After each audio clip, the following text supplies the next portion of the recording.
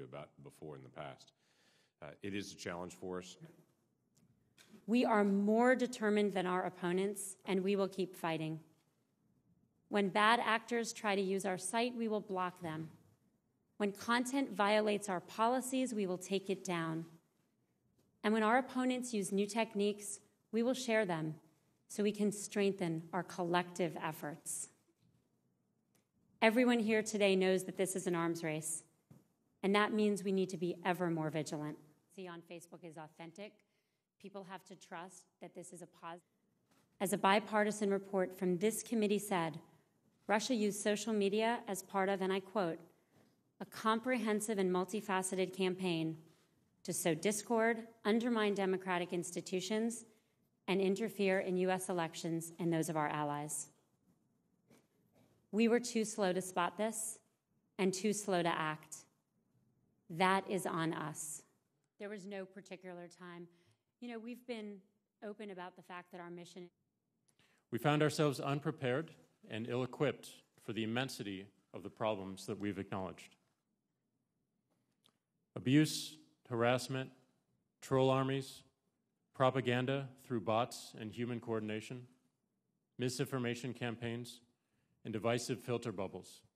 That's not a healthy public square. For political and issue ads, we are now going through a verification process, and in order to run those in the United... If we don't find scalable solutions to the problems we're now seeing, we lose our business, and we continue to threaten the original privilege and liberty we were given to create Twitter in the first place.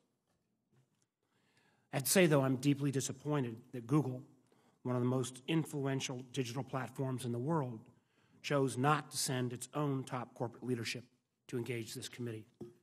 Because I know our members have a series of difficult questions about structural vulnerabilities on a number of Google's platforms that we need answers for.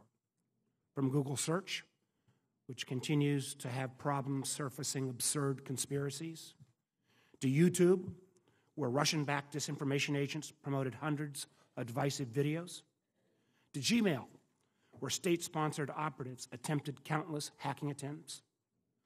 Google has an immense responsibility in this space. We'll serve as Academy graduates, so we don't know any Latin, so we had various translations of that. In addition, as the chairman mentioned, since last September, you have identified and removed some bad actors from your platforms. The bad news, I'm afraid, is that there's still a lot of work to do.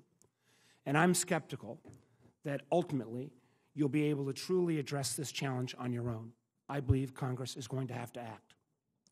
First, on the disinformation front, Russia has not stopped. Russian-linked information warfare exists today. Just recently, we saw the two of you take action to take down suspected Russian operations. We also know Microsoft uncovered Russian attempts to hack political organizations and potentially several political campaigns. The Russians also continue to infiltrate and manipulate American social media to hijack our national conversation. So I'm trying to get acclimated the best I can. I have seen how they've been used.